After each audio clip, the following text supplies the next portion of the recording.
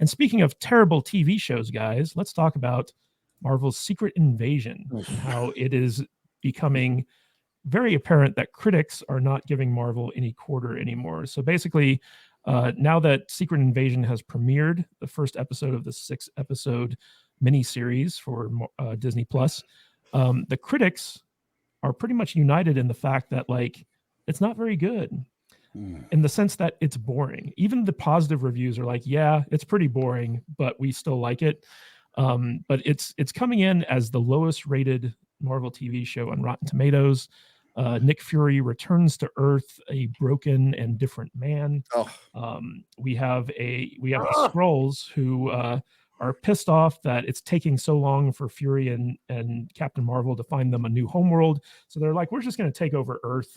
And they recruit Khaleesi to kind of help them out with this thing. And they kill a bunch of characters that we don't care about.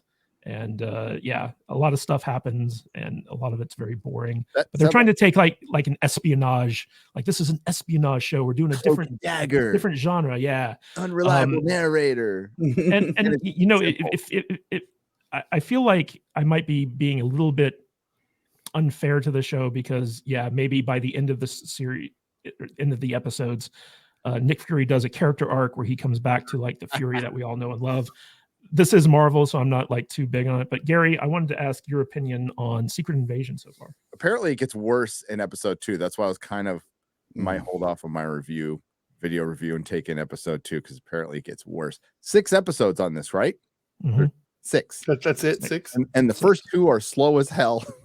So, dude, it is another sad and broken old man character in Disney who gets chastised by not one but 2 women in 2 separate scenes who say the same thing. And then you want to add in Ben Mendelsohn's Talos tells him again that, you know, it's your fault. By the way, we were told he's black. Nick Fury is black, and that's very important. Oh my God!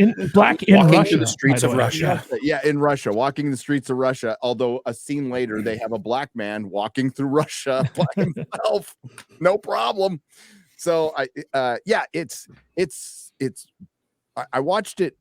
The first time I watched it, I was just focused on the kind of it was just kind of dull, and then I started like getting really into the bits of the story which don't exist. I'm like, okay, maybe I missed a couple things. I always like to watch something twice if I'm reviewing it. Well, no, I have no understanding what the Skrulls want, what group Nick Fury is part of, or Maria Hill, and how did a Skrull change? Sorry, spoilers. How did a Skrull change into Everett Ross when Ross was captured and then taken by Wakanda? So how would the Skrulls know that he's part of like what the hell's going on here? I have no mental map of what this show is, and it's supposed to be this espionage thriller. And the only thing I got out of it, and if I offend anybody from Gen Z, not really sorry.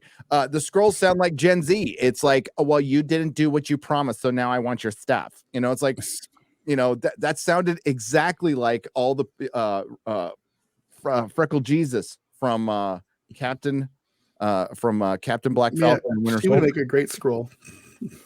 She would. She's like lesbian Skrull stuff, and now the people want it back, and we want to keep our free stuff, so we're gonna blow your stuff up, okay? You know, it's like, God, it's more of that. So it's same old Disney, and it's just a reminder of what a husk, what like it's not even a corpse, it's like little bones, maybe pieces of flesh hanging off of Marvel. Marvel is full on, like they are catching up to Disney Star Wars, and they are about to pass them in death. It's so no, I didn't like it. Yeah, what struck me the most about this episode when I was watching it is, so like for those of you who don't know, this series was famously like reshot. Like they had like an original version that they did, and they went back and reshot the hell out of it for various reasons. I don't quite know why. But when you're watching this episode, it's the editing is so jarring. Yeah. Because like for instance, it starts off with like this big kind of like two-person scene. And one of the guys leaves, and all of a sudden he's being tailed by this other guy who just came out of nowhere. Yep. And the chase sequence that follows, the editing is so bad, like you have no idea of like where people are spatially as they're being like chased around this thing. And so like it feels like another Falcon and Winter Soldier situation where basically that series had to be completely like redone, reworked in the editing room. And this one feels very similar in the sense that like it's just like it's a very poorly told story. Shane, what was your take on Secret Wars or Secret Invasion? Well, I fell asleep in the middle of it last. Thank God I was able to get up this morning because it put me to sleep and gave me the hours I needed. But I did finish it this morning, and let's take like the one genre that is burnout, which is superheroes, and let's add it to another genre which feels burnt out, which is espionage. Let's put them together and let's have some really terrible writing, and let's get Sam back out and let's have him come and he's just mailing in the performance, you can tell. And I'm just really disappointed. And but I'm not surprised, because are any of us surprised that we're going to have one more shitty, Marvel streaming show? Not me. So I don't know. Vader, I know that you're famously like you like seeing stuff blow up on screen. So for a show like this, that's just like people talking and walking around the streets of Russia. What was your take on it? That was a cool ending when they blew everybody up. That was kind of neat, But they didn't blow everybody up. They only blew like certain people up. Yeah. I don't know. At least they did something, at least there was something that happened at the end, unlike a lot of shows that are on these days. I don't know, man. I found this show kind of boring, just like you did, to be honest with you. I don't even know if I want to bother keep watching. Finding out that it's only 6 episodes, I might watch it when I get home from work and I need something to just like put me to sleep, when I'm laying in bed. I think that'd probably be a good place to put that in there for me. What is the premise of this show? I feel like so we have this terrorist group of Skrulls that are on Earth, and you have the good Skrulls that are on the space station where Nick Fury has been living for the last 2 decades or some shit, right? How did it become 2 decades? I don't know. Years. It's been like 2 years. Yeah, I don't know, right? But and the Skrulls that are on Earth are led by some shadowy guy, but their goal, since they don't have to, they're immune. What do you mean by shadowy guy, Matt? I don't know. So they're immune to radiation, so they want to like explode dirty bombs everywhere and kill all the humans, so the Skrulls can come and live on the planet. Is that the basic? Sure, hey, you got it. I was confused. So were those bombs dirty bombs at the end? I think they were supposed to be, but they never. Dead. Nick Fury's dead. They're all dead. If those were dirty bombs, exactly, because they did imply that they were dirty bombs. I think at one point. I thought it was crazy. That's what the guy in the library was. He was like a guy who makes dirty bombs, a Skrull that makes dirty bombs, right? And so dirty stuff. Moscow's gone. Yeah, Moscow's gone. It's infected. It's done. So let me just clarify here. So basically, the Skrull terrorist group wants to start a war between the U.S. and Russia so that they nuke each other to wipe out the humans. So like the ending of this episode had them not use dirty bombs, but just use regular bombs that is going to be blamed on a pro-America terrorist organization. America against Russia, I think it was called. Yeah, America's against Russians, yeah. America thinks Russians really bad organization. Yeah. And so what they're trying to do is they're trying to set up the major superpowers on Earth to go to a nuclear war so that the Skrulls can take over in the aftermath. So those were not dirty bombs at the end, even though they're looking for the ability to make dirty bombs. Now, the thing that got me, Gary, I want to get your opinion on this. So first of all, there's a scene here where we get Dermot Mulroney as the United States president with James Rhodey, aka War Machine, and they say like, Nick Fury left Saber and came down to Earth, and him and Maria Hill are AWOL. And it's just kind of like, well, I mean, why couldn't Nick Fury just use the resources available to him as the head of like the global defense force to, stop this stuff? I mean, I get that they can't trust a lot of people, but it seems to me like they would kind of know like who in their inner circle they could trust, especially with Talos there to help, kind of ferry out, the Skrulls. It seems odd to me that they would just go completely off book for this one thing. It seems very strange. That's why I was confused about it. Because like, well, he's up there obviously, and we all know they've been setting up for movie. But they have Madam Hydra. Like they have all this stuff. So like Nick Fury's not aware that Madam Hydra is trying to basically backdoor Hydra. That's what I'm assuming, because that's what's probably going to lead to the Thunderbolts. That's what. Sorry to spoil it for you guys. There's a whole thing called Dark Reign. Go read it. But but they're not going to follow they're not going to follow the canon at all. This is nothing like the comic book. But yes, I was so like, why wouldn't they know? And maybe they do. Maybe we find out later that we do, but there was no hint of that other than like a passing word. And it feels like this thing was hodgepodge together again. So if you're not catching these like little throwaway sentences and they're not showing you anything, that's part of the problem. Is it's Disney's still very tell, not show. You're supposed to like follow this. How? I still don't know why just Maria Hill and Talos and Nick Fury are the only ones involved in this. And there's Skrulls everywhere, except for the guy in the beginning didn't bother testing Everett Ross to be a Skrull. And also Maria Hill was completely surprised that Talos was there in Russia. So it's like they weren't even working together. Yep. So and last we saw Talos, he was pretending to be Nick Fury, right? Yeah. In Spider-Man. Yep. So like, why isn't he still like pretending to be someone of importance? So why is and then see, I still don't understand what time. I read somewhere, I don't know if it's right, I read somewhere that this is taking place in 2025. Yes. Okay, but it said present day or something like that in the beginning. So it's present day there, but not here. Okay. That's how long they thought it was going to take to produce it. Timeline, yeah. I can figure that. This is after the snap, which was like a 5-year gap.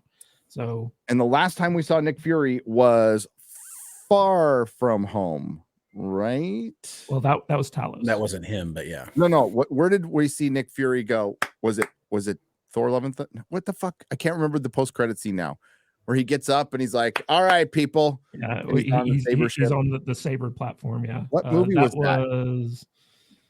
Oh man, that was a while ago. I want to say that was like Vader. You're muted. So there's so many, it's hard to figure it out. Yeah, I get confused now. It was Far From Home. Was that Far From Home? I think it was Far From Home. Yeah. Yeah. Okay. I just get confused easily because I don't know who is Skrull Fury anymore in the movies we've watched and who's real Fury. So that was post flip, right? So it's already been 5 years. So where were we then? What year was Far From Home? See, this is way too 2019. much. 2019. It's too much. Okay. It's like 47 movies and 58 series later. I don't know what's what. Mm-hmm. So at minimum, he's been gone for 5 years, 6 years. Yeah. And another weird thing is that, so like the Skrulls, because they're immune to radiation, they're hiding out at these different Russian nuclear power plants that have had meltdowns, and so like they're inhospitable to humans, right? And apparently there's way more Chernobyls out there than we know about. Well, that's actually factual.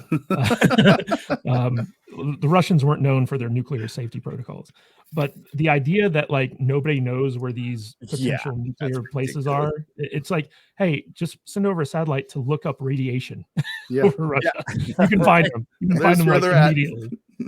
So there wasn't a whole lot of forethought put into this series, I don't think, or at least like, because I had heard from Chris Gore that the original script for this series was actually pretty good, but apparently they changed so much of it that like it's almost unrecognizable now. Did you guys hear it? I've not. I heard the same thing. I think Robert was out there saying the scripts were really good. I was shocked that they had scripts written beforehand because they usually don't. I repeat, they usually don't with their TV shows.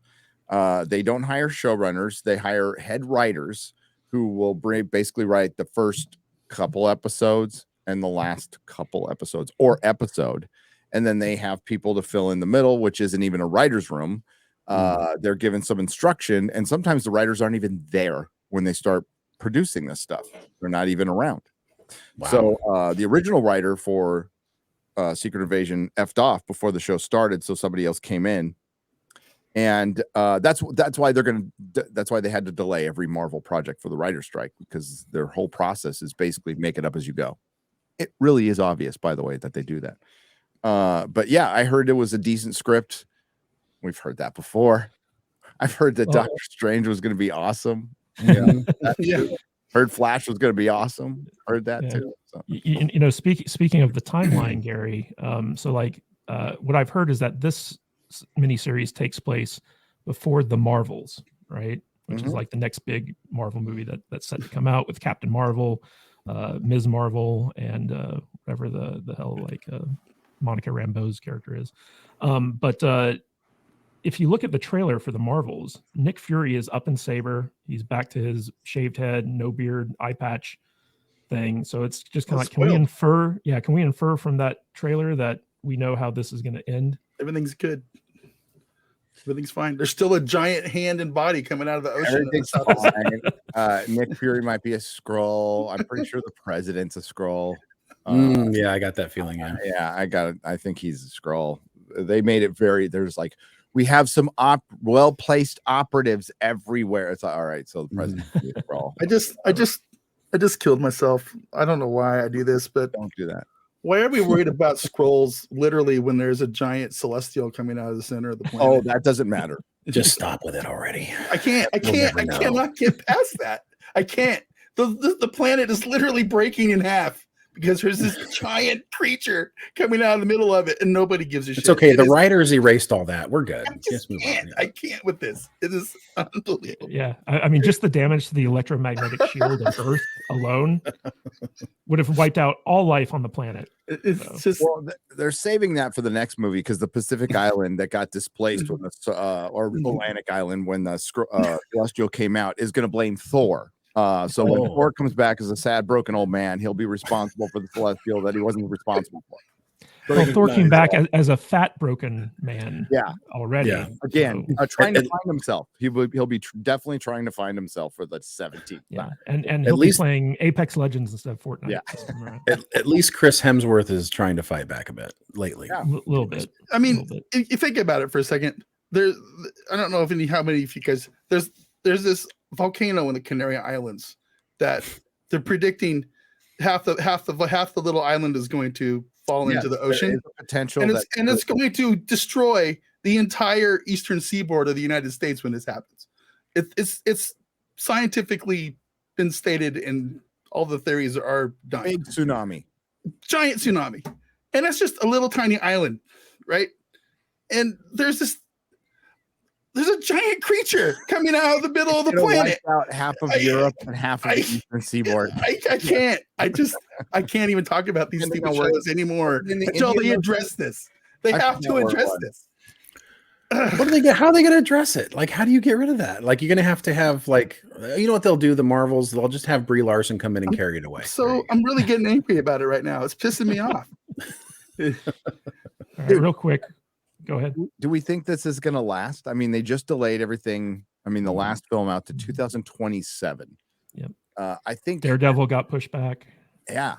I think we're going to see wholesale major changes within the next couple. Well, a force majeure kicks in if the writers will still be on strike. So force majeure kicks in 6 days. A lot of contracts. A lot of people are getting fired anyway.